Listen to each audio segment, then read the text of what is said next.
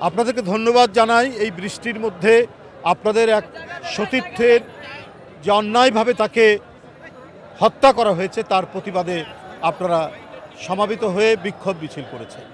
আপনাদের দলের সভাপতি এবং তার পরিবারও আক্রান্ত হয়েছেন মারাত্মকভাবে, এবং তারাও হয়তো দুনিয়া থেকে চলে যেতে পারতেন যদি আঘাতটা গুরুতর হতো।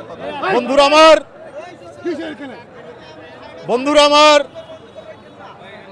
আমরা 5ই আগস্টের পরে মনে করেছি স্বৈরাচারের ভূত বিতাড়িত হয়েছে, স্বৈরাচারের ভূত বাঁশঝাড়ে চলে গেছে, কিন্তু ওই বাঁশঝাড়ের মধ্যে লুকিয়ে থেকেই তারা নিজেদেরকে প্রস্তুতি নিচ্ছে।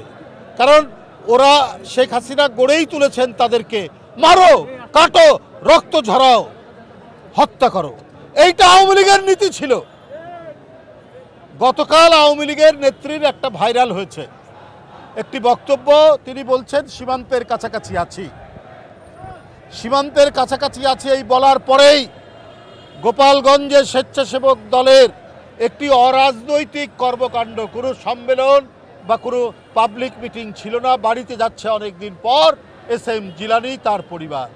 ওরা কাপুরুষ, ওরা জিলানীর স্ত্রীকে পর্যন্ত আঘাত করেছে, তার 2 শিশু বাচ্চাকে আঘাত করেছে। ওরা ক্রীড়ানুরাগী স্বেচ্ছাসেবক দলের কেন্দ্রীয় কমিটির ক্রীড়া সম্পাদক দিদারকে হত্যা করেছে। শেখ হাসিনা বিকৃত মানসিকতার মানুষ, উনি রক্ত দেখা ছাড়া বিরোধী দলের তার বিরোধী পক্ষের আর কিছুই তিনি মনে করেন না। আমি অন্তর্বর্তীকালীন সরকারের প্রতি, আমি গতকালও বলেছি, আজকেও বলেছি, আপনারা দেশ পরিচালনা করছেন, আমরা প্রত্যেকেই আপনাকে সমর্থন দিয়েছি, কিন্তু আপনারা সরকার গঠনের পরপরই কেন যেন মনে হলো আপনাদের মধ্যে কেউ কেউ বিএনপির প্রতি একটু বীতশ্রদ্ধ। আমাদের নেতাকর্মীদের পা ভেঙে দিতে বলেন আর ওদেরকে দল গোছাতে বলেন। কেউ কেউ আবার বলেন যে এক হিংস্র গোষ্ঠী চলে গেছে, সেই শূন্য স্থানে আরেকটা হিংস্র গোষ্ঠীকে আশাটা আমরা সেটা পূরণ করছে তারা।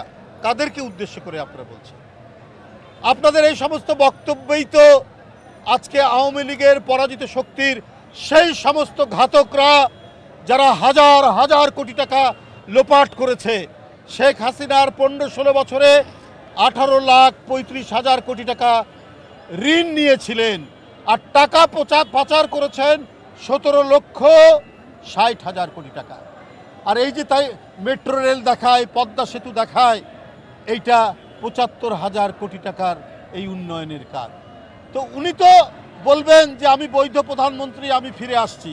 কারণ তিনি যে সোনার খনি পেয়েছেন বাংলাদেশে, তিনি যে হীরার খনি পেয়েছেন, তিনি জনগণের নামে আসা 18,35,000 কোটি টাকা নিজের লোকদেরকে দিয়ে পাচার করেছেন। উনি তো এই মায়া, তিনি তো এই লুণ্ঠনের মায়া তিনি ভুলতে পারছেন না। আর যারা ওই 75,000 কোটি টাকা এবং ওই টাকা পাচারের অনেক টাকা রয়ে গেছে, তারাই আজকে জিলানীদেরকে হত্যা করানোর জন্য এবং দিদারকে হত্যা করার জন্য খরচ করেছে।